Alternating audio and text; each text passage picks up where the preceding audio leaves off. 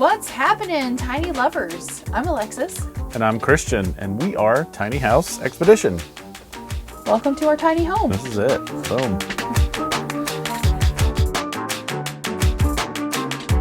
Are you looking for tiny house info? Probably. That's why you're here. Well, we are your people. Mm-hmm. We are tiny nerds to the nth degree. No joke. Yeah, totally. We live, breathe, dream this stuff. If you have something you want to know about, check out our channel, browse our playlists, leave a comment below if there's something specific you want to know that we haven't covered. Mm-hmm. And for sure, check out our FAQ in the description below.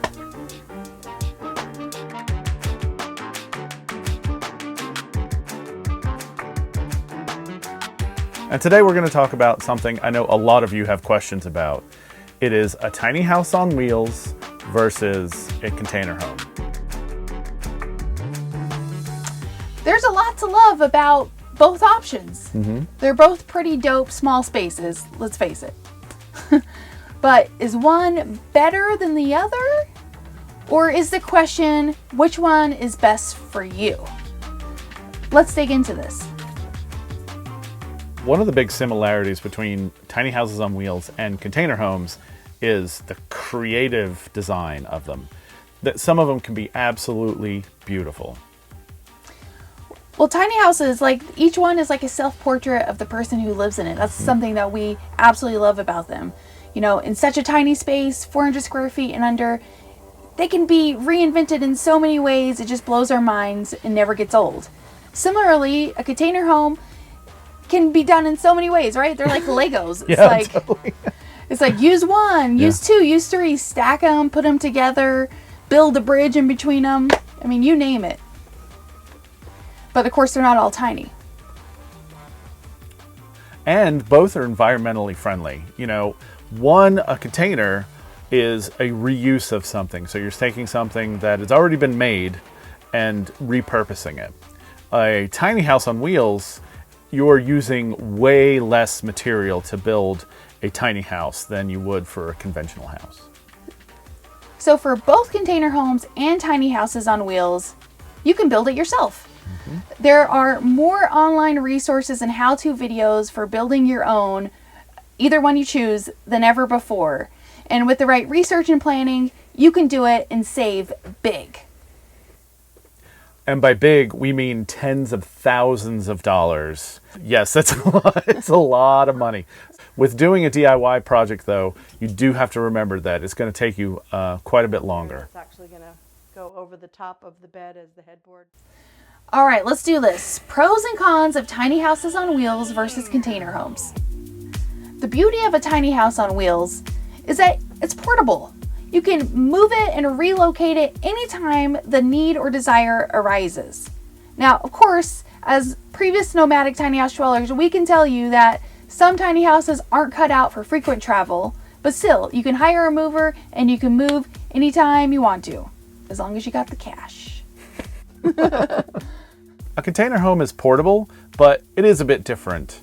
They're usually not as tall as a tiny house because they have to be delivered on the back of a truck. So when they are delivered and put into place, that's kind of it. It is where it is. You could move it again, but it's probably going to be pricey and complicated. Mm-hmm. And I should add that, they're doing some container homes on trailers now. There's one builder in Vegas I've seen who's doing this. That's totally true. Yeah. But how easy it could be towed, that's a good question. Yeah. And because of the way a container's shipped, the height is smaller. So with the interior height of a container is about 9 feet, where in a tiny house like ours, it is 10.5 feet. So you definitely get a little more height with a tiny house on wheels. The reality is a container home offers more square footage bang for your buck than a tiny house on wheels. Our friends Matt and Peyton built their container home, which is 45 feet long, for only $20,000. And of course they were able to do this so cheap because they did all the work themselves and found a lot of free materials, just like us. Yeah, totally. And our house cost around $25,000, so they definitely got more bang for their buck. Oh, but our house is only 20 feet long. Yes.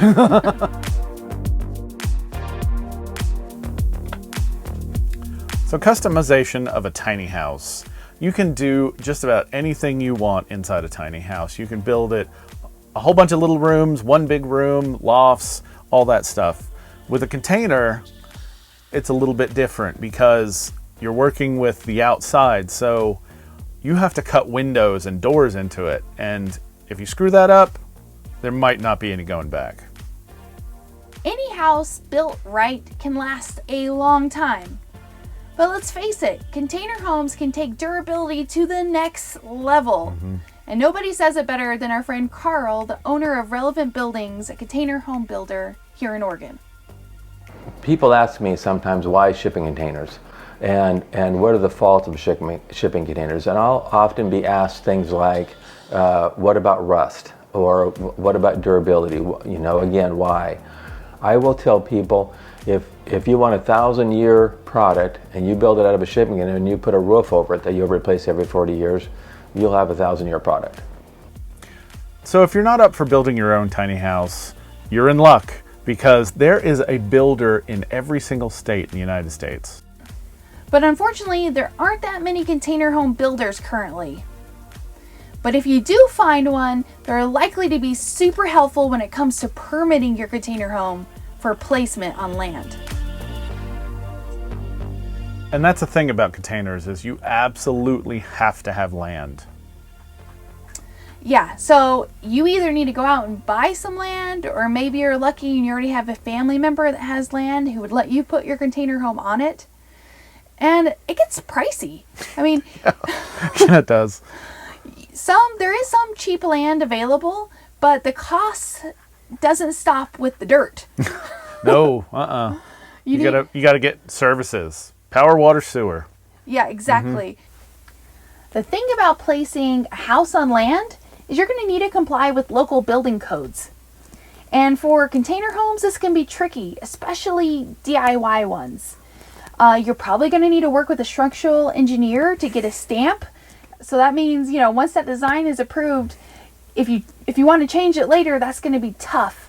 And for all the heartache and cost and time it's going to take to do this, might as well go with the manufacturer.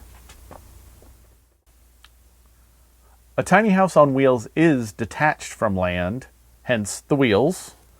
That means you can take it wherever you want to go, but you are going to have to hunt for parking. There's more parking options available than you might think. It's just going to take a little legwork. And we did a whole video on this topic. Check out the video on the card. Up here. One more thing about parking is it might not always be exactly where you want to be. That's just the way the cookie crumbles when it comes to living on wheels. So what's better, a container house or a tiny house on wheels? It really depends on what's right for you. And what's best for you right now. Yeah, totally. Forget forever house. How many people live in the same house their whole life? Yeah, not many. Not many.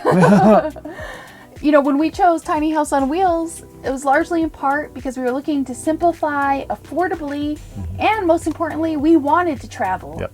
And that's what we did for 4.5 years. We moved every week to every month from place to place, and a tiny house on wheels was perfect. But in the future, who knows? You know, there might be a container house in our future. because we're definitely looking to buy some land, you know, as soon as we can afford it. Maybe we'll get a little extra square footage with a double container house or something. Who knows? I'd love to know, we'd love to know Yes. what you would pick right now, or what you did pick. Yeah. And did we leave anything out?